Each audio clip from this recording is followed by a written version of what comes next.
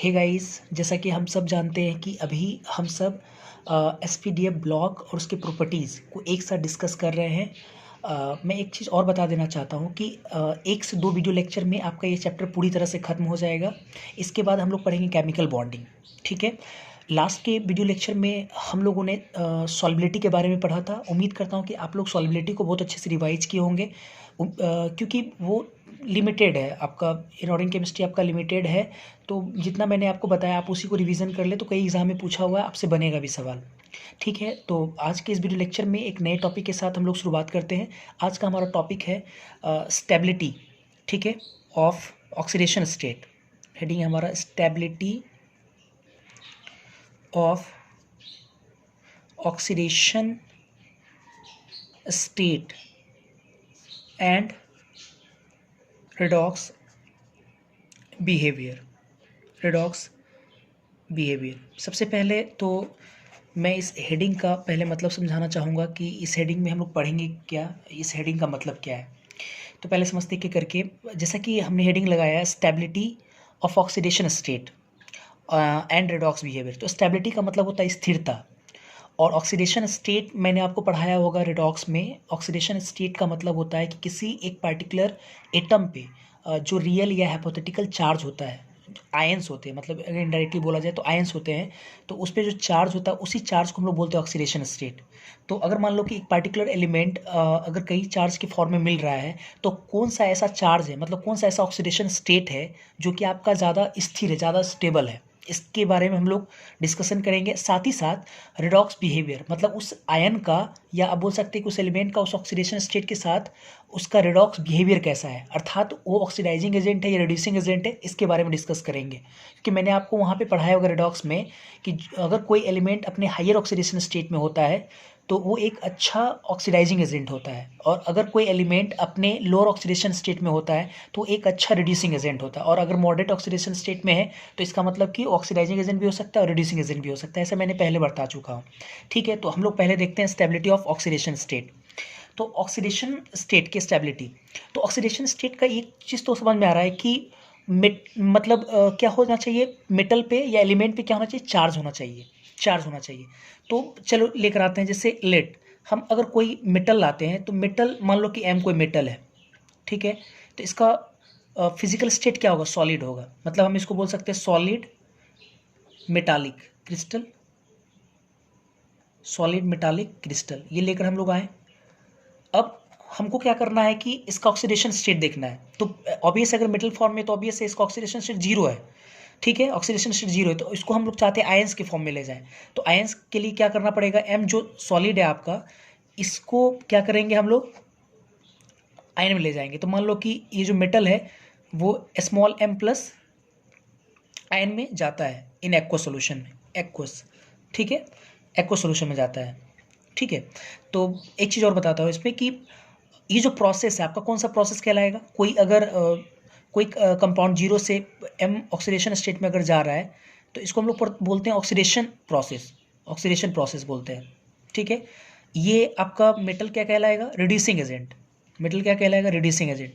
जो याद कीजिए, जो खुद ऑक्सीडाइज हो, तो जो खुद ऑक्सीडाइज हो और दूसरे को दूसरे को रिड्यूस करता हो, दूसरे को नहीं दूसरे को ऑक्सीडाइज करता हो और खुद रिड्यूस हो जाए, खुद रिड्यूस हो जाए, तो उसको हम लोग क्या बोलते हैं, उल्टा बोलते थे ना, उल्टा चीज़ बोलते थे, ऑक्सीडाइजिंग एजेंट या रिड्यूसिंग एजेंट, उल्टा पढ़ते थे। तो ये क्या कर रहा है, ऑक्सीडाइज हो रहा है, इसका तो ये रिड्यूसिंग एजेंट है, उल्टा होता था रिड्यूसिंग एजेंट, ठीक है। ये आपका रिड्यूसिंग एजेंट है, तो इसकी हमको स्टेबिलिटी चेक करना है। तो एक चीज़ से समझते हैं, ये जो प्रोसेस का, ये जो प्रोसेस है आपका, इस प्रोसेस का जो इंथैल्पी ऑफ फॉर्मेशन होगा, अगर ये फॉर्मेशन निगेटिव में जितना ज़्यादा होगा, वो प्रोसेस उतना इजीली प्रोसीड कर रहा होगा, और जितना प्रोसेस इजीली प्रोसीड करेगा इसका स्टेबिलिटी उतना ही ज़्यादा होगा, ठीक है। तो जैसे आप ऐसे समझो मेटल का सॉलिड डायरेक्ट तो एम प्लस एक्वस में नहीं जाएगा। सबसे पहले तो आप ऐसे समझो कि अगर हमको चार्ज लाना है, किसी मेटल पे चार्ज अगर लाना है, तो सबसे पहले याद करो कि अगर मेटल पे चार्ज लाना, पॉजिटिव लाना है, मतलब इलेक्ट्रॉन को निकालना है, तो आप इलेक्ट्रॉन को गैसेस स्टेट से निकालते हैं। तो इसका मतलब पहले तो एम सॉलिड जो आपका है, इसको पहले एनर्जी देंगे और किस में ले जाएंगे, एम गैस में, ठीक है। इंथैल्पी ऑफ सब्लिमेशन खर्च करना पड़ेगा, डेल्टा एच सब्लिमेशन खर्च करना पड़ेगा। तो पहले सब्लिमेशन खर्च किए तो इसको किस में लेके चले गए, एम गैस में। फिर इसके बाद क्या करेंगे हम लोग, अब ये जो एम जो गैस बना, अब इससे क्या करेंगे, इलेक्ट्रॉन को निकालेंगे। अब इससे क्या करेंगे, इलेक्ट्रॉन को निकालेंगे। तो इलेक्ट्रॉन निकालने में कौन सा एनर्जी खर्च होगा, आयनाइजेशन एनर्जी।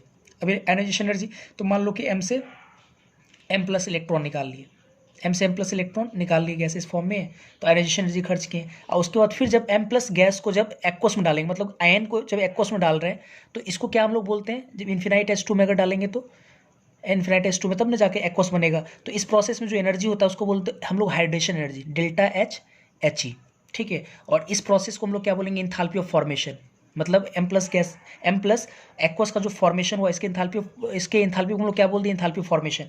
तो अगर हेस लॉ से देखें तो पूरा जो आपका इंथैल्पी ऑफ फॉर्मेशन है, इस प्रोसेस का जो इंथैल्पी है, ये बराबर किसके होंगे, ये बराबर किसके होंगे। अच्छा, हाइड्रेशन एनर्जी नेगेटिव होता है, आप जानते होंगे हाइड्रेशन एनर्जी नेगेटिव होता है क्योंकि इंट्रैक्शन है ना, गैसेस जो प्लस आयन है, वाटर का नेगेटिव इंटरेक्ट करेगा तो जो एनर्जी रिलीज करेगा वो नेगेटिव में होगा। तो ये तो आपका पॉजिटिव होगा, एनर्जी खर्च करना पड़ेगा, ये भी आपका पॉजिटिव होगा।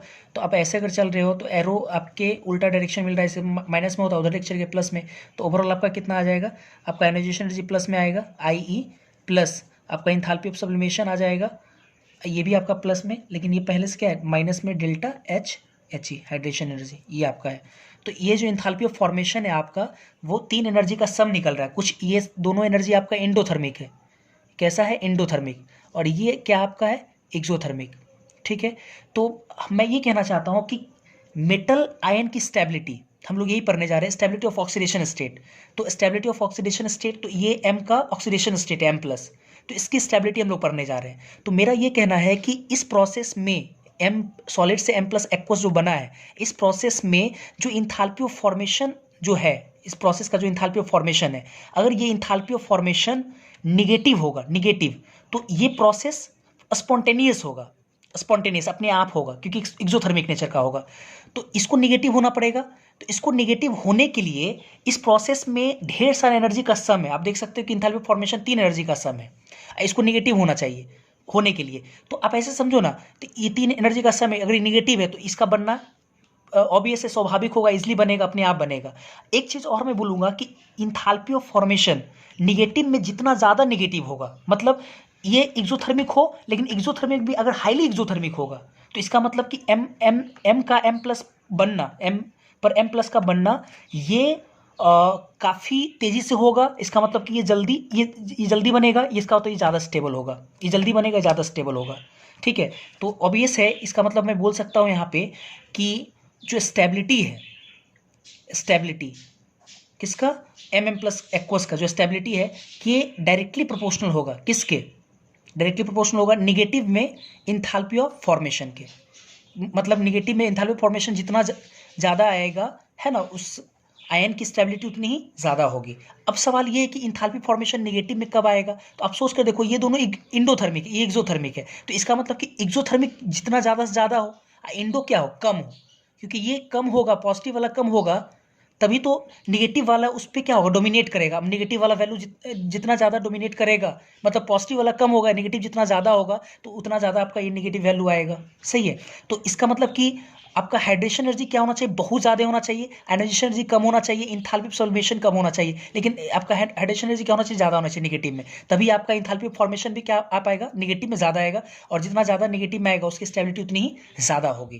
क्लियर है। तो एक ये इंपॉर्टेंट लाइन यहाँ पे है कि स्टेबिलिटी जो है वो directly proportional to enthalpy of formation negative में, ठीक है। और ये जो है वो डिपेंड किस पे करता है, हाइड्रेशन एनर्जी पे। जितना ज़्यादा हाइड्रेशन एनर्जी होगा, नेगेटिव में जितना ज़्यादा होगा, उतना ज़्यादा इंथैल्पी ऑफ फॉर्मेशन नेगेटिव में आएगा, उसके कारण इतना ज़्यादा ये स्टेबल होगा, ठीक है। एक चीज़ यहाँ आप सीखे। अच्छा, एक चीज़ और, हम लोग जो 9th क्लास में रिएक्टिविटी सीरीज पढ़े थे, या इलेक्ट्रोकेमिकल सीरीज जो पढ़े थे, रिएक्टिविटी सीरीज जो पढ़े थे हम लोग, या इलेक्ट्रोकेमिकल सीरीज, उसमें हम लोग ये पढ़े थे कि मेटल्स के रिएक्टिविटी के आधार पे, ठीक है, उसको सजाया गया था, ठीक है, रिएक्टिविटी के आधार पे उसको सजाया गया था। तो आप ये जान लो पहले कि ये तो प्रैक्टिकल डेटा हालांकि मेंशन करता हूँ कि जितने भी मेटल्स हैं, आप देखे होंगे कि एस ब्लॉक के मेटल्स ऊपर में आते थे, फिर बीच में पी ब्लॉक का मेटल, फिर डी ब्लॉक का, फिर हाइड्रोजन बाउंड्री बनता था, उसके नीचे फिर हमारा आता था लेस रिएक्टिव मेटल्स, जैसे like gold, platinum, silver, copper, ये सब आता था। ये सब हम लोग पढ़े थे। तो मैं ये कहना चाहता हूँ कि जो रिएक्टिविटी सीरीज है, वो रिएक्टिविटी सीरीज कैसे तैयार किया गया, वो इंथैल्पी ऑफ फॉर्मेशन के निगेटिव वैल्यू के आधार पे। मतलब मैं ये बोल सकता हूँ कि प्रैक्टिकल डेटा है। मतलब लिथियम का देखा गया, लिथियम आप पढ़े भी होंगे कि लिथियम जो होता है वो सबसे ऊपर मिलता है, लिथियम सबसे ऊपर आपको लिथियम मिलता है, फिर उसके नीचे सीजियम मिलता है।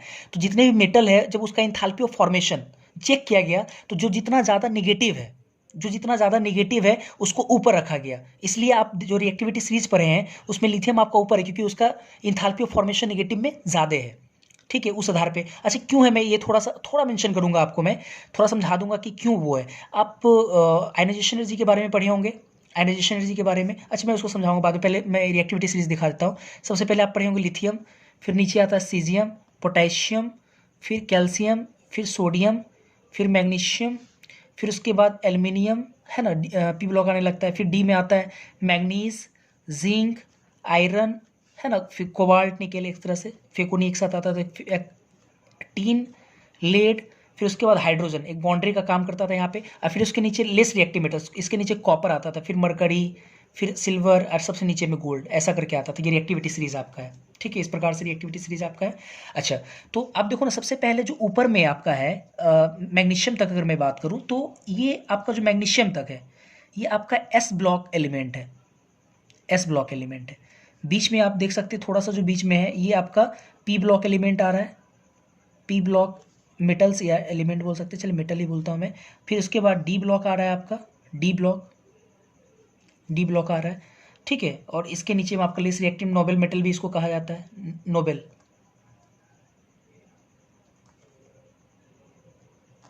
मेटल भी इसको कहा जाता है। तो मेरा ये कहना है कि इलेक्ट्रोकेमिकल सीरीज में ठीक है, प्रैक्टिकल डेटा के आधार पे इसको सजाया गया, लेकिन मैं थोड़ा सा आपको महसूस करा सकता हूँ कि आपका एस ब्लॉक का ही ऊपर क्यों आता है, ऊपर में क्यों आता है। तो मैं थोड़ा दिखाता हूँ, क्योंकि अभी मैंने बोला कि इंथैल्पी ऑफ फॉर्मेशन के निगेटिव वैल्यू के आधार पर इसको सजाया गया है। तो अगर मैं ये प्रूफ कर दूं कि एस ब्लॉक का इंथैल्पी ऑफ फॉर्मेशन निगेटिव में बहुत ज़्यादा होता है, तब तो प्रूफ हो जाएगा। तो थोड़ा सा आयनाइजेशन एनर्जी से चर्चा करते हैं ना। हम लोग पढ़े थे पीटी में कि आयनाइजेशन एनर्जी का जो वैल्यू है वो लेफ्ट टू राइट जाने पे बढ़ता है, और लेफ्ट टू राइट जाने पे बढ़ता है, और नीचे से ऊपर जाने पे बढ़ता है, ऐसे ionization energy increases, ionization energy increases. इस तरह से हम लोग ट्रेन पढ़े थे। लेकिन हम बोल रहे हैं कि इंथैल्पी ऑफ फॉर्मेशन निगेटिव में ज़्यादा होने के लिए आयनाइजेशन एनर्जी कम होना पड़ेगा। तो आयनाइजेशन एनर्जी कम किधर होगा, मतलब एक्सट्रीमली लेफ्ट साइड और नीचे की तरफ, ये ना होगा कम होगा इधर। तो इधर कम होगा, इधर आपको क्या मिलता है, एक्सट्रीमली लेफ्ट साइड में क्या मिलता है, एस ब्लॉक एलिमेंट मिलता है, इसलिए आपका एस ब्लॉक एलिमेंट ऊपर में पहले आता है। फिर उसके बाद पी, और भी बहुत सारे एस्पेक्ट्स हैं जिसके आधार पर इसको सजाया गया, मैं उतना चर्चा नहीं करूंगा, इतना से आपका काम बन जाएगा, ये आपका सजाया गया। आपको इसको ध्यान भी रखिए, काफ़ी इंपॉर्टेंट भी है। अच्छा, सबसे एक चीज़ बताता हूँ मैं, जो आपका सोडियम तक जो मेटल है, ठीक है, सोडियम तक जो आपका मेटल है वो हाईली रिएक्टिव मेटल्स में आता है। सोडियम तक जो मेटल है, मतलब lithium, calcium, sorry caesium, potassium, calcium, sodium, ये सोडियम जो तक है मेटल जो है आपका, ये हाईली रिएक्टिव मेटल्स के अंतर्गत आता है। Highly reactive, highly reactive metals, highly reactive metals. हालांकि आप बोल सकते हो कि रिएक्टिव मेटल्स की अगर बात करूँ तो लिथियम से लेकर के आपका लेड तक है, ये सब रिएक्टिव मेटल्स है। और रिएक्टिव मेटल होने के कारण क्या है, ये लेड तक जो आपका है, ये हाईली रिएक्टिव मेटल, मतलब हाईली रिएक्टिव नहीं, रिएक्टिव मेटल्स बोल सकते हैं इसको। ये क्या है, रिएक्टिव मेटल्स है, या एक्टिव मेटल्स बोल सकते हैं इसको, रिएक्टिव या एक्टिव मेटल्स भी कह सकते हैं। और एक्टिव मेटल्स होने के कारण क्या होता है कि ये जो है ना, एक्टिव एसिडिक हाइड्रोजन के साथ, या एक्टिव हाइड्रोजन के साथ ये इजिली रिएक्ट कर जाता है। मतलब मैं एक लाइन लिख सकता हूँ, दे कैन डिस्प्लेस एक्टिव या एसिडिक हाइड्रोजन। अच्छा, एसिडिक हाइड्रोजन या एक्टिव हाइड्रोजन किसको बोलते हैं, अगर हाइड्रोजन जो है किससे अटैच्ड हो, hydrogen attached with high electronegative element, high electron atoms, high electronegative element या एटम से जुड़ा हो, उसको हम लोग एक्टिव बोल सकते हैं, हाइड्रोजन है, या एसिडिक हाइड्रोजन उसको हम लोग बोल सकते हैं। तो मेरा ये कहना है कि जो एक्टिव मेटल्स है, अगर आप इस एक्टिव मेटल्स को एक ऐसे बोल सकते हैं कंपाउंड के साथ रिएक्शन कराने जा रहे हैं जिसके पास हाइड्रोजन है, तो वो क्या करता है, इसको इजिली डिस्प्लेस कर देता है, मतलब वहाँ से हाइड्रोजन को तेजी से निकाल देता है। ठीक है, लेकिन नीचे वाला ये ऐसा नहीं कर पाता। ये नोबेल मेटल, नोबेल का मतलब ये होता है इनर्ट है, मतलब ये रिएक्टिव नहीं होगा। तो मैं कुछ इसका एग्जांपल दिखाता हूँ आपको। जैसे मैं फॉर एग्जांपल जैसे वो मेटल तो कई सारे हैं एक्टिव मेटल्स, जैसे सोडियम, कैल्शियम, पोटेशियम, ऐसे करके बहुत सारे सेक्टर और भी है, बहुत सारे एक्टिव मेटल्स है। इसको अगर हम लोग ऐसे कंपाउंड के साथ लाते हैं जिसके पास एक्टिव हाइड्रोजन, जैसे वाटर आपका एक्टिव हाइड्रोजन है, जैसे अमोनिया NH3, इसको मैं इस तरह से लिख रहा हूँ, जैसे हाइड्रोजोइक एसिड N3H, जैसे XH लिख देता हूँ। XH मतलब, X मतलब समझ ही रहे हैं आप, X मतलब क्या, फ्लोरीन, क्लोरीन, ब्रोमीन, आयोडीन, इस प्रकार से। जैसे एल्कोहल C2H5OH, जैसे साइनाइड, हाइड्रोजन साइनाइड, तो C ट्रिपल बॉन्ड NH, तो मैं इधर N लिख देता हूँ, N ट्रिपल बॉन्ड ये C, ये H। जैसे और भी बहुत सारा, जैसे C2H2, जैसे सल्फर डाइहाइड्रोजन सल्फाइड, इस प्रकार से। तो ये सब क्या है, एक्टिव हाइड्रोजन से, क्योंकि मैंने मेंशन किया एक्टिव हाइड्रोजन किसको बोलते हैं, एसिडिक हाइड्रोजन किसको बोलते हैं, जो मोर इलेक्ट्रोनेगेटिव एलिमेंट जो रहा, ऑक्सीजन मोर है ये भी more electronegative, nitrogen more electronegative ये भी more electronegative, oxygen more electronegative ये भी, कार्बन मोर इलेक्ट्रोनेगेटिव, क्योंकि मैंने ये पढ़ाया था आपको कि कार्बन अगर sp हाइब्रिडाइज हो तो इसमें एस कैरेक्टर ज़्यादा होने के कारण ये मोर इलेक्ट्रोनेगेटिव होता है। तो ये भी मोर इलेक्ट्रोनेगेटिव, ये भी मोर इलेक्ट्रोनेगेटिव्स, तो ये सब मोर इलेक्ट्रोनेगेटिव होने के कारण क्या है, एक्टिव हाइड्रोजन है। तो क्या होता है जब इस मेटल के साथ जब इसका हम लोग रिएक्शन कराते हैं तो इन सारे हाइड्रोजन को क्या करता है, इससे डिस्प्लेस कर देता है, इस पूरे हाइड्रोजन को डिस्प्लेस कर देता है, और बनाता क्या है, यहाँ जो हाइड्रोजन को हटा देता है तो हाइड्रोजन जो है वो H2 गैस में बदल जाता है, H2 गैस में।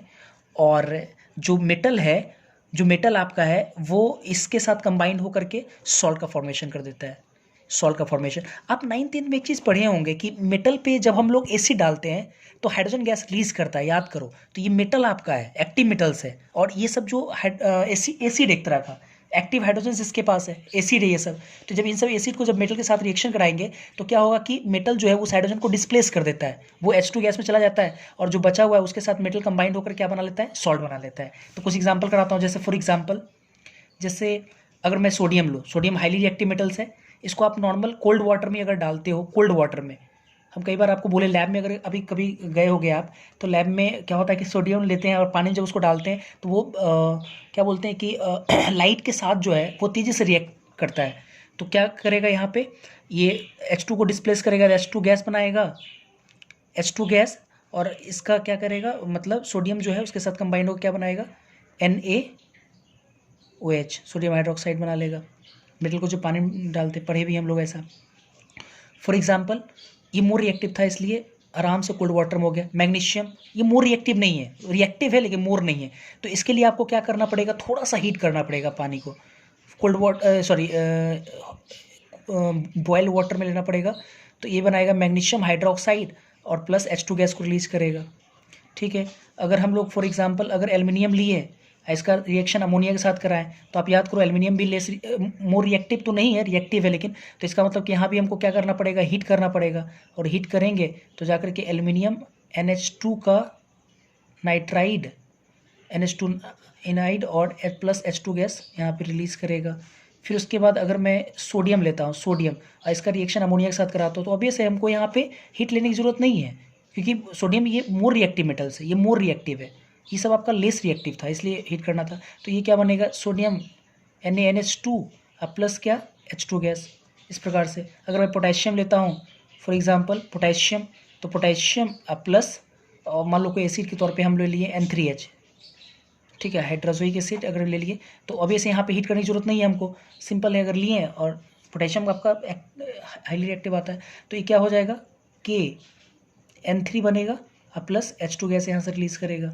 अगर मैं सोडियम लेता हूँ फॉर एग्जांपल, सोडियम और SCN के साथ अगर मैं इसका रिएक्शन कराता हूँ, सिंपली क्या बनाएगा, NaNHCN बनाएगा प्लस H2 गैस को रिलीज़ करेगा, सिंपल है। अगर मैं कॉपर लेता हूँ, कॉपर प्लस पोटेशियम आयोडाइड, तो अभी ऐसे H2 गैस रिलीज करेगा, नहीं, बिल्कुल रिलीज नहीं करेगा, क्योंकि रिएक्शन होगा ही नहीं, नो रिएक्शन, क्योंकि ये क्या है, नोबेल मेटल है, नोबेल मेटल। मैंने बोला कि मोर रिएक्टिव मेटल्स के साथ अगर आप कराते हैं तो ये होता है। अगर हाँ, अगर मैं सोडियम लेता हूँ अगर पोटेशियम आयोडाइड के साथ, सॉरी पोटेशियम नहीं, HI, गलती में लिखा, HI के साथ अगर मैं लेता हूँ, HI के साथ, तो अब ये से क्या होगा, NaAI प्लस H2 गैस को रिलीज कर देगा, ये ऐसा हो जाएगा हमारा, ठीक है, लेकिन वो नहीं करेगा। तो यहाँ से एक पॉइंट समझ में आया, यही कारण है कि, या ऐसे बोल सकते हैं दैट्स वाई, यही कारण है कि that's why sodium, potassium, calcium, ये सब जो लाइक मेटल है, like highly reactive metals,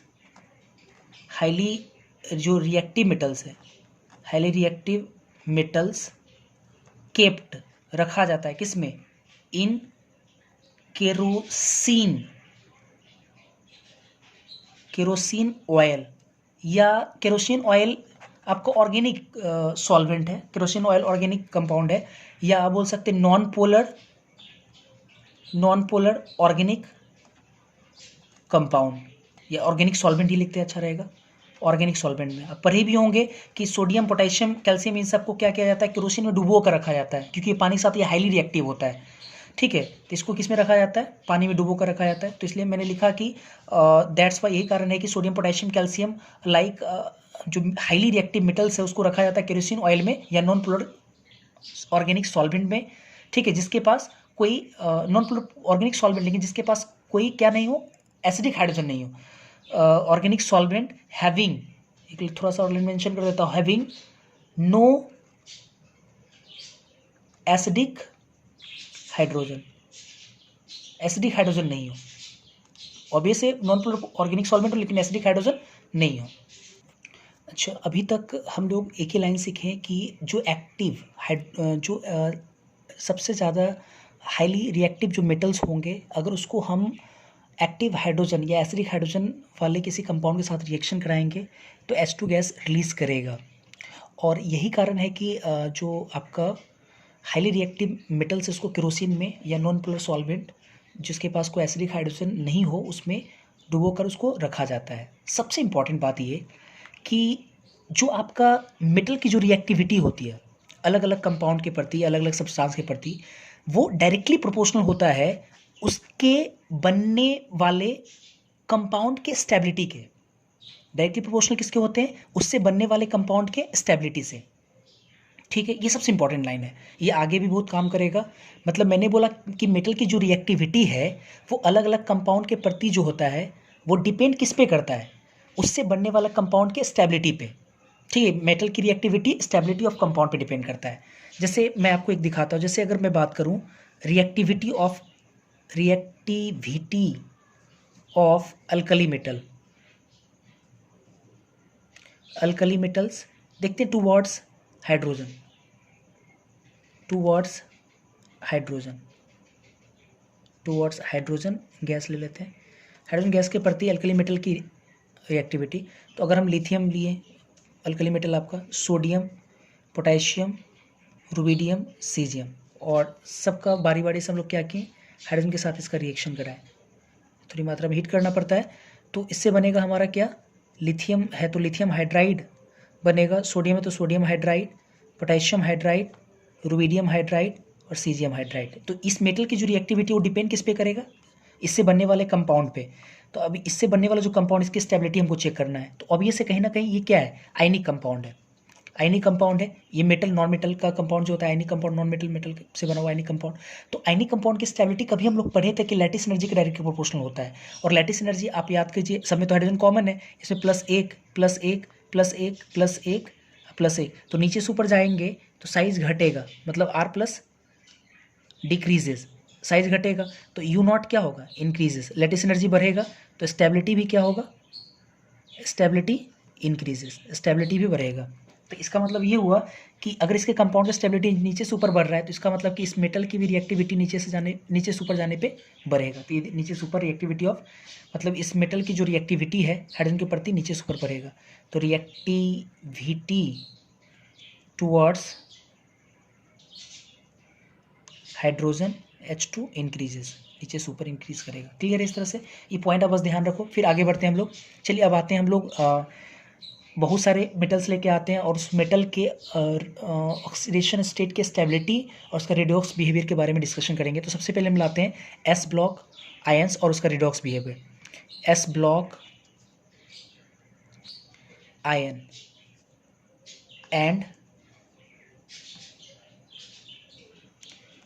redox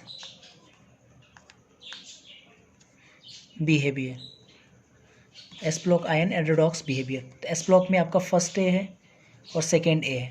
आप जानते हो कि फर्स्ट ए में जो लिथियम है वो Li+ में मिलता है, Na+ में sodium, potassium plus, rubidium plus, caesium plus, सही है। और सेकेंड ए में जो आपको मिलता है वो बेरिलियम पे डबल प्लस, मैग्नीशियम पे डबल प्लस, कैल्शियम पे डबल प्लस, स्ट्रॉन्सियम पे डबल प्लस, और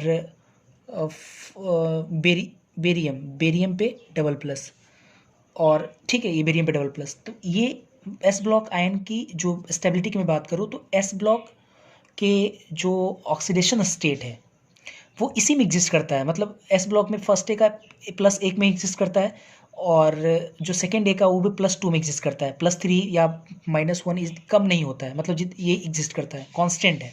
तो कांस्टेंट है तो ठीक है। तो इसका मतलब ये क्या हो कि इसका जो लिथियम का अगर बात करें तो एक ही ऑक्सीडेशन स्टेट है, तो यही हाईली स्टेबल, क्योंकि एक ही है, कोई और तो है नहीं, तो ये हाईली स्टेबल होगा। तो हम बोल सकते हैं कि ये क्या है,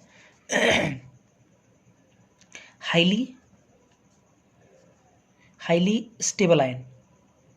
मतलब एस ब्लॉक, और एस ब्लॉक में फर्स्ट और सेकेंड ए का जो ऑक्सीडेशन स्टेट की मैं बात कर रहा हूँ, तो वो अपने एस ब्लॉक में फर्स्ट ए का +1 में और सेकेंड ए का +2 में ही ज़्यादा स्टेबल है। तो अगर ज़्यादा स्टेबल है तो इसका मतलब नो रेडॉक्स एजेंट। इसी फॉर्म में अगर ये ज़्यादा स्टेबल है तो no redox agent. No redox agent का मतलब ये हुआ, नो रेडॉक्स एजेंट का मतलब ये हुआ कि ना तो ये ऑक्सीडाइजिंग एजेंट है, ना तो ये रिड्यूसिंग एजेंट है। ना तो ये ऑक्सीडाइजिंग एजेंट, ना तो ये रिड्यूसिंग एजेंट, दोनों नहीं है। क्लियर है? क्योंकि अपने ऑक्सीडेशन स्टेट को बदल ही नहीं पाएगा, कांस्टेंट है। तो कांस्टेंट है, जब बदलेगा तब ना। हम लोग पढ़े थे क्या रेडॉक्स में, कि अगर कोई oxidation state higher oxidation state में और लोअर ऑक्सीडेशन स्टेट में जाता है तो इसका मतलब अपने आप को रिड्यूस किया, तो oxidising agent.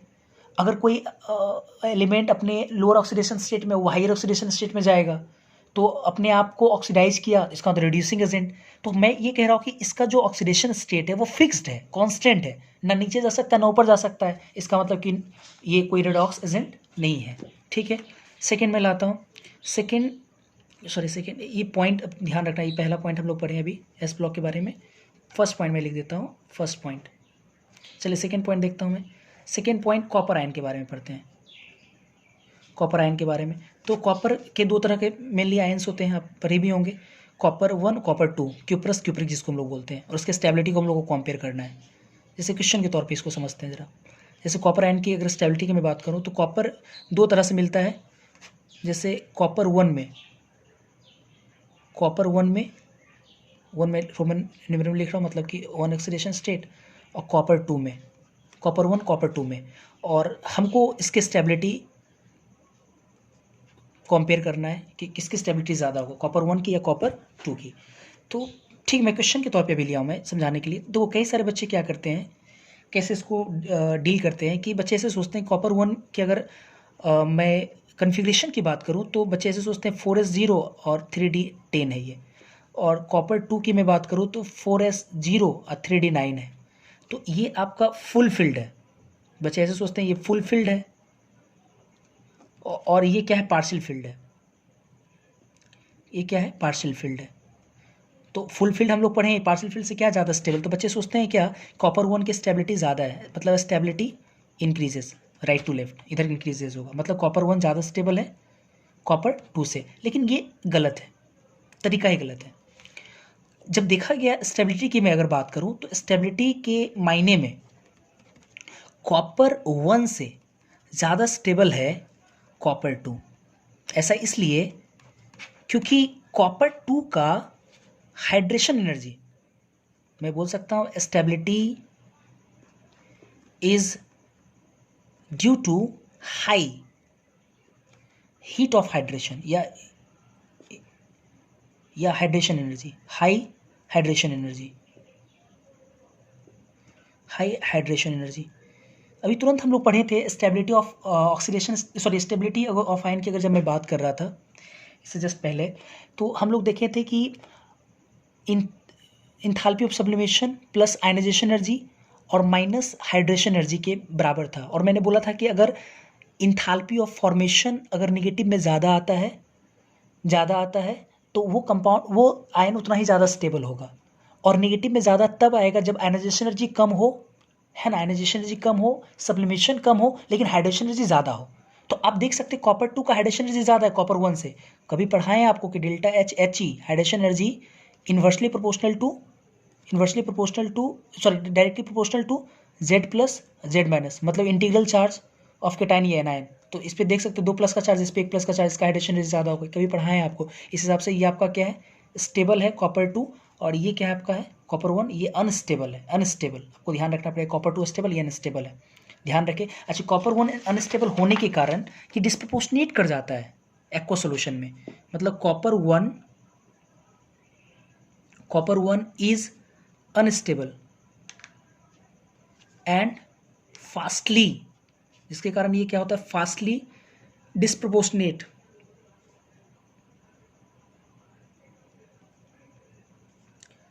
In aqua solution. ये एक्वा सोल्यूशन में फास्टली क्या होता है, डिस्प्रपोर्शनेट कर जाता है।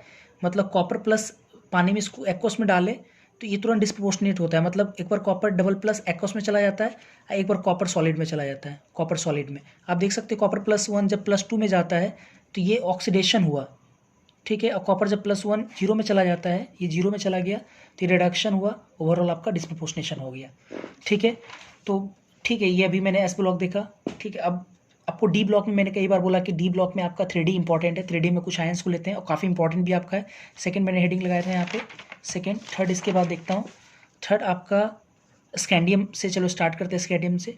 स्कैंडियम आयन, ये सब काफ़ी इंपॉर्टेंट आपको ध्यान रखना है, बहुत इंपॉर्टेंट है। स्कैंडियम आयन की बात करता हूँ तो स्कैंडियम का एक ही ऑक्सीडेशन स्टेट एग्जिस्ट करता है, सिंगल, क्योंकि हम लोग पढ़े हैं कि डी ब्लॉक के जो मेटल होते हैं उसके वेरिएबल ऑक्सीडेशन स्टेट एग्जिस्ट करते हैं। जैसे आयरन का फिर 2+, 3+, मैग्नीज का +7, +6, +5 भी एग्जिस्ट करता है ना। कॉपर का +1, +2 एग्जिस्ट करता है। इस आधार पे उसके बहुत सारे ऑक्सीडेशन स्टेट होते हैं, वेरिएबल ऑक्सीडेशन स्टेट होते हैं।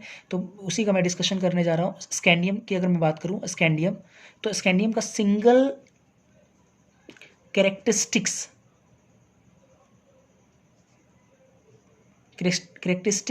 ऑक्सीडेशन स्टेट, और भी कितना, +3। तो अगर +3 तो ये हाईली स्टेबल, क्योंकि एक ही है, सिंगल है स्कैंडियम। तो स्कैंडियम 3 में आपका जो होगा, स्कैंडियम जो 3 में होगा, रोमन नंबर लिख रहा हूँ, ये क्या होगा, हाईली सिंगल है क्योंकि हाईली स्टेबल। तो अगर ये हाईली स्टेबल है तो रिडॉक्स बिहेवियर कैसा होगा, no redox behaviour, no redox behaviour, या नो रिडॉक्स एजेंट लिखता हूँ मैं, अच्छा रहेगा, नो रिडॉक्स एजेंट, समझ रहे हैं आप, ठीक है। उसके बाद आते हैं जरा तीसरा, चौथा स्कैंडियम के बाद टाइटेनियम। अगर टाइटेनियम आयंस की मैं बात करूँ, टाइटेनियम का 3 तरह का ऑक्सीडेशन स्टेट एग्जिस्ट करता है, ठीक है। 3 तरह का, कौन कौन सा, 2, 3, 4। और अगर मैं स्टेबिलिटी की बात करूँ, ये सब आपको याद रखना है, कोई उपाय नहीं है, याद करना पड़ेगा। +4 ज़्यादा होता है +3 से, और +2 सबसे कम होता है, ठीक है, +2। अच्छा, इसमें एक चीज़ बताता हूँ, ये जो आपका +4 और +3 जो है, मैंने भी याद किया, आपको भी याद, ये स्लाइटली स्टेबल होता है। क्या होते हैं, स्लाइटली स्टेबल होते हैं। और ये जो +2 में जो आपका है, टाइटेनियम का 3 होता है, +4, +3, +2, 4, 3 स्लाइटली स्टेबल, और +2 जो होता है ये हाईली अनस्टेबल होता है, हाईली अनस्टेबल, आप बोल सकते हो भयंकर अनस्टेबल होता है, भयंकर अनस्टेबल, ठीक है। क्लियर, ये ध्यान रखना है आपको। तो अगर मैं अब इसमें दिखाता हूँ कि इसमें एक से ज़्यादा ऑक्सीडेशन स्टेट है, ऑब्वियस इसका रिडॉक्स बिहेवियर होगा।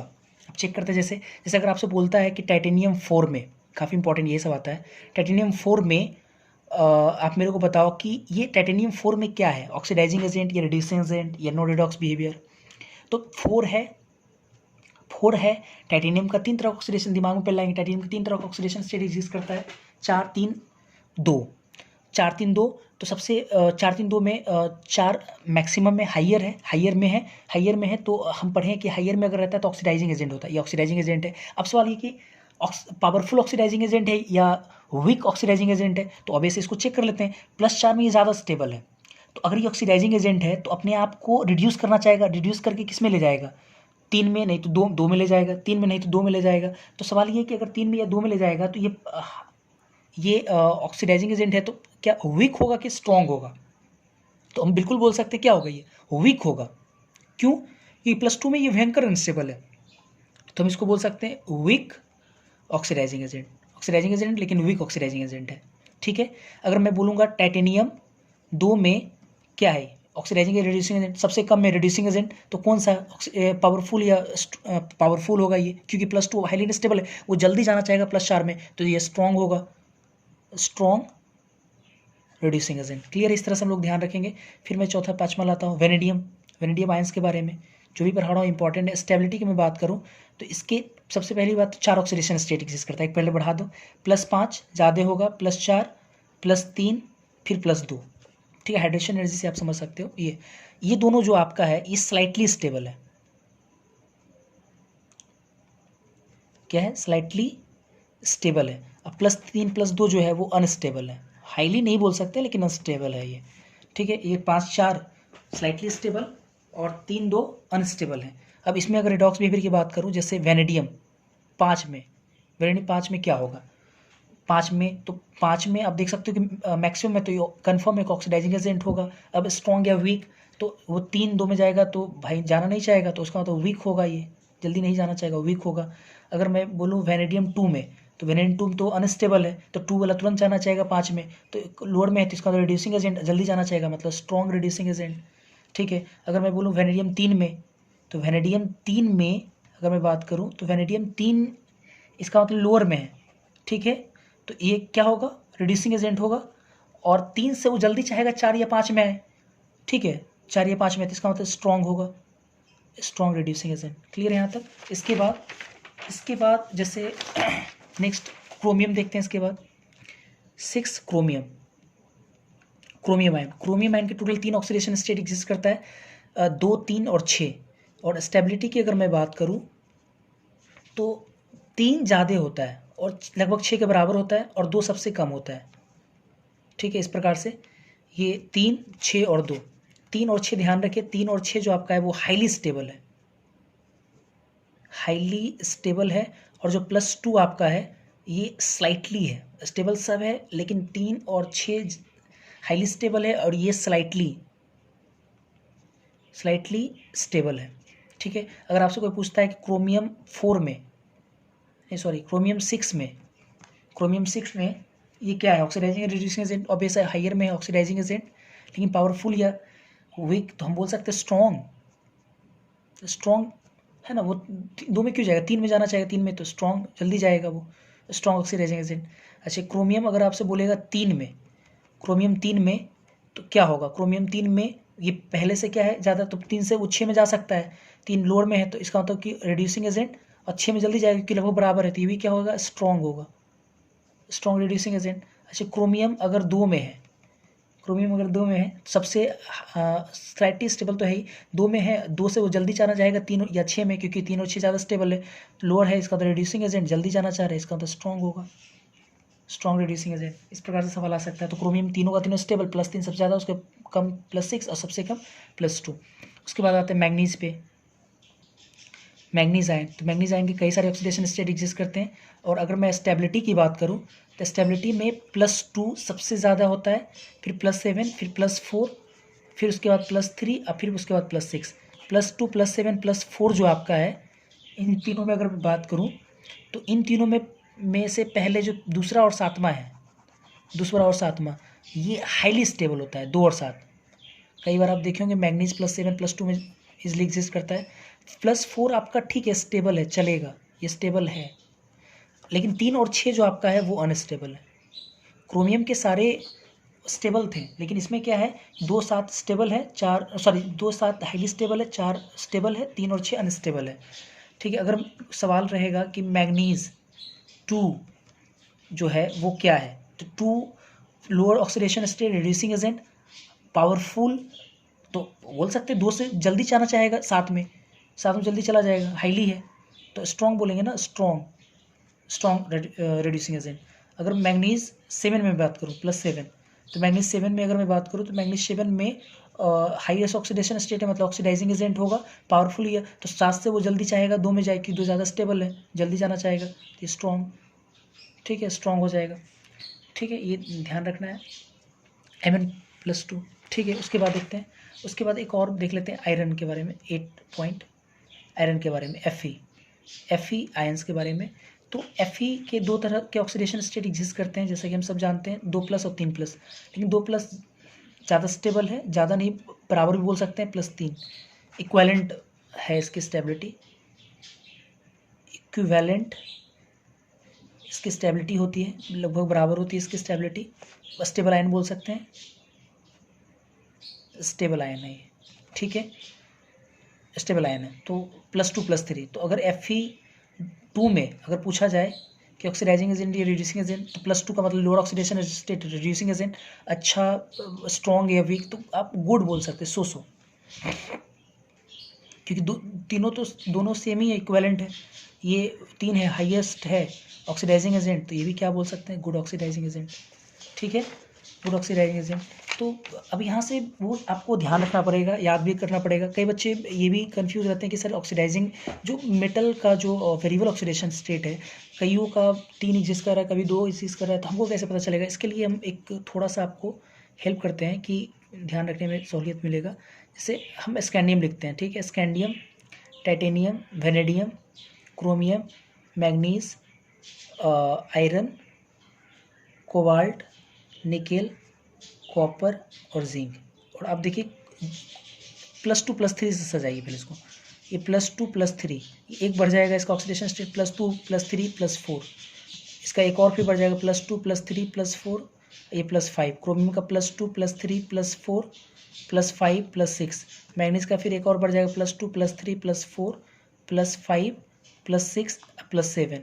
याद करने में आपको सहूलियत मिलेगा। ये +2+3+4 +5, ये +6 तक जाएगा। अब घटेगा यहाँ से एक एक करके, ये +2+3+4 +5, ये +2+3+4, ये +2+3+4 नहीं, ये +2, ठीक है, ऐसे करके ये घट जाता है, ये +2। अब देखो इसमें क्या है, अभी तो हम लोग पढ़े कि स्कैंडियम का सिंगल कैरेक्टरिस्टिक ऑक्सीडेशन डिक्रीज करता है, मतलब स्कैंडियम +2 में नहीं मिलता है, और मैग्नीज +7 तक तो मिलता है। इसके बाद आयरन की जो 3 ऑक्सीडेशन स्टेट है, ये 3, कोबाल्ट के जो ये 2 ऑक्सीडेशन स्टेट है, 2-3 तो एग्जिस्ट कर जाता है, 4 और 5, निकेल के जो 2 ऑक्सीडेशन स्टेट है, 3 और 4, और कॉपर का 3, ये सब जो है ना रेयर बोल सकते हैं कि ये रेयर ऑक्सीडेशन स्टेट है, मतलब जल्दी नहीं मिलता है, क्योंकि हाईली अनस्टेबल हो इसलिए जल्दी नहीं मिलता है।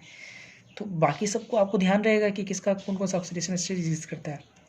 अगर क्वेश्चन आया कि कंपेयर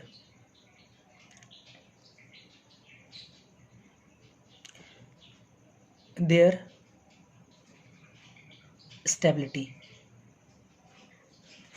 इनकी स्टेबिलिटी कंपेयर कीजिए, जैसे क्वेश्चन रहेगा, मान लीजिए सवाल रहेगा अगर ऐसे, क्रोमियम 3+, आयरन 3+, स्कैंडियम 3+, मैग्नीज पे 3+, इन चारों आयन में कौन ज़्यादा स्टेबल है? तो आराम से लगा सकते हैं इसको हम लोग, कैसे देखते हैं। जैसे सबसे पहले अब वो याद रखना पड़ेगा जो भी मेंशन किए थे। सबसे पहले तो मैं आता हूँ, जैसे क्रोमियम 3+, आयरन 3+, स्कैंडियम 3+, मैग्नीज 3+। तो स्कैंडियम का 3+ जो है वो सिंगल ऑक्सीडेशन स्टेट है, याद करो, ये सबका और भी ऑक्सीडेशन स्टेट मिलता है, तो इसका मतलब ये सिंगल अगर कैरेक्टरिस्टिक्स ऑक्सीडेशन स्टेट है, ये हाईली स्टेबल होगा, तो सबसे एक नंबर तो ये हो जाएगा, फर्स्ट नंबर ये मिलेगा इसको। अच्छा, क्रोमियम 3+ में याद करो सबसे ज़्यादा स्टेबल होता था, ठीक है, इससे तो इससे कम होगा, लेकिन ये एक नंबर सबसे ज़्यादा हो गया क्रोमियम। ये गुड मैंने पढ़ा था, ये इक्वेलेंट होता है, 3 और 2 का लगभग बराबर होता है। और मैग्नीज 3+ में जो है, मैग्नीज 3+ में हाईली अनस्टेबल होता है, 3+ में अनस्टेबल होता है, पीछे लिखा है मैं, आप देख लीजिएगा उसको समझ में। तो ये 2 हो जाएगा, फिर आयरन का 3 हो जाएगा और मैग्नीज का 4 हो जाएगा। इस प्रकार से हम लोग कंपेयर कर लेंगे, सबसे ज़्यादा कौन हो गया, स्कैंडियम, क्रोमियम, फिर आयरन, सबसे कम मैग्नीज हो गया। उसी प्रकार दूसरा सवाल अगर मैं लूँ, टाइटेनियम 3+, वेनेडियम 3+, क्रोमियम 3+। क्रोमियम 3+ आप याद करो ये ज़्यादा स्टेबल, वेनेडियम 3+ ये अनस्टेबल, पढ़ाया हुआ है, तुरंत मेंशन किया वेनेडियम के बारे में, 3+ ये अनस्टेबल होता है। और टाइटेनियम 3+ के बारे में, टाइटेनियम वाला जो पढ़ाया था वो स्लाइटली होता है, स्लाइटली स्टेबल, और ये क्रोमियम तो स्टेबल है, तो इसका मतलब एक नंबर सबसे ज़्यादा स्टेबल कौन होगा, सबसे ज़्यादा एक नंबर किसको मिलेगा, ये स्लाइटली स्टेबल, ये 2, ये 3, ऐसे करके सजा लेंगे। तीसरा अगर मान लीजिए कॉपर 2+, जिंक 2+ और आयरन 2+, अगर ऐसा हो तो ये तो सिंगल है, ये सबसे ज़्यादा स्टेबल होगा एक। उसके बाद आयरन 2+ और कॉपर 2+ में अगर बात करूँ तो कॉपर 2+ तो मैंने लिखा था स्टेबल होता है, ये इक्विवेलेंट होता है, तो इक्विवेलेंट है, इक्विवेलेंट की वजह से क्या हो जाएगा, ज़्यादा हो जाएगा इक्विवेलेंट।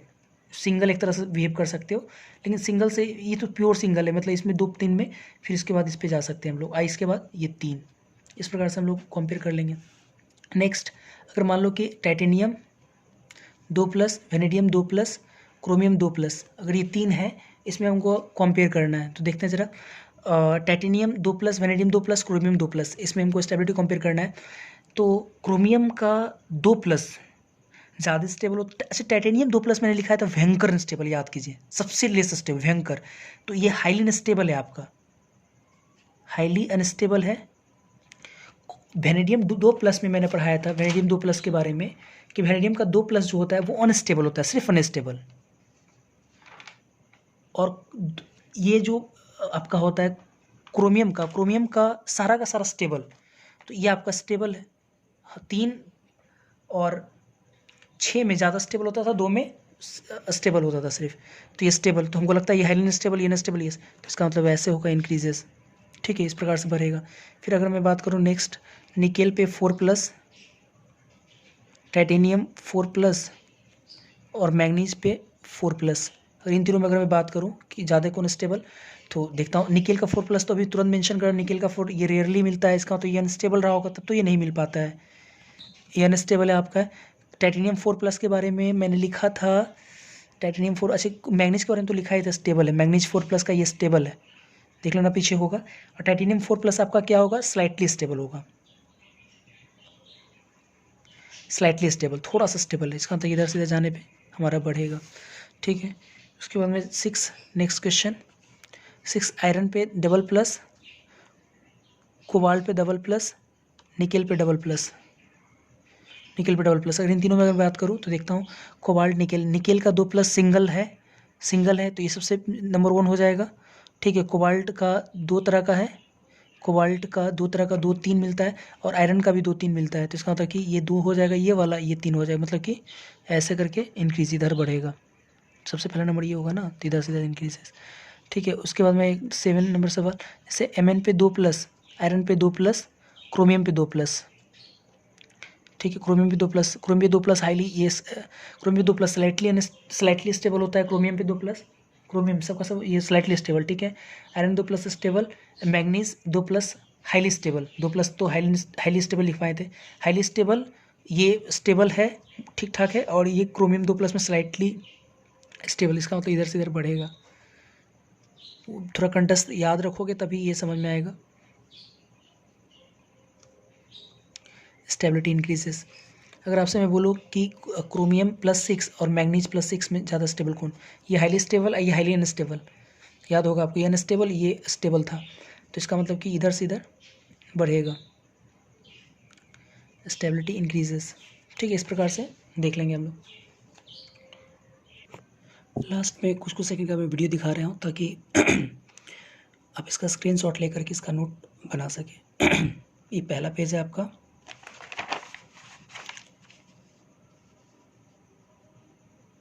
ये सेकंड पेज है,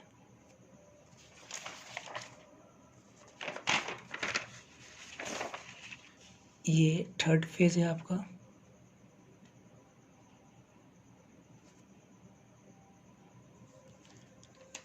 ये आपका फोर्थ पेज है, ये आपका फिफ्थ पेज है,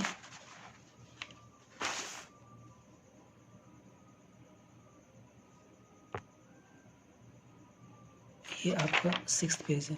नेक्स्ट लास्ट आपका है